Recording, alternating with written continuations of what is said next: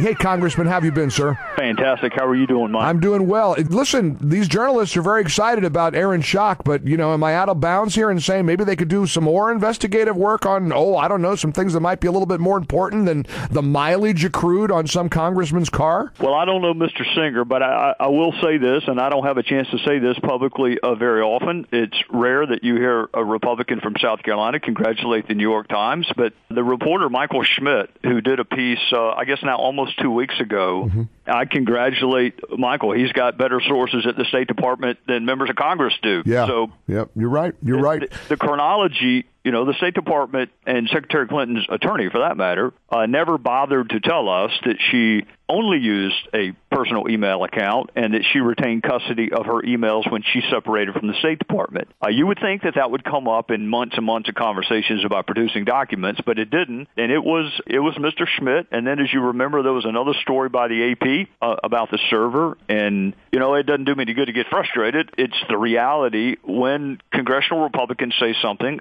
there's a certain audience that hears it. But when the mainstream media says something, there's a broader audience that hears it. That's exactly right. It's a good point. Now even a lot of members of the media are starting to question whether Mrs. Clinton may have used her own private email account to direct, to run an internal, operation, for her own intel op. There's so many questions about this, and yet many are wondering, Congressman, why was there a delay? Was there a missed opportunity when this story first came to light? Was there a window there where her emails could have been subpoenaed that rather than give her a chance to frankly delete thousands of them? Well, our committee does not have the power to subpoena a server.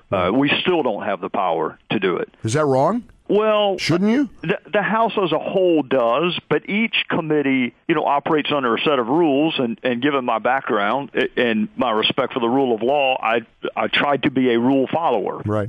So the Benghazi Committee had the power to subpoena people and documents, but not physical things like a server or a car. And hindsight is 20/20, and I will accept more than my share of responsibility for it. Frankly, never entered my mind, in part because the State Department missed every single opportunity to tell us that she only used personal email. We knew she used it. We knew that in August of 2014. We didn't leak it, I think, to our credit, but we knew it.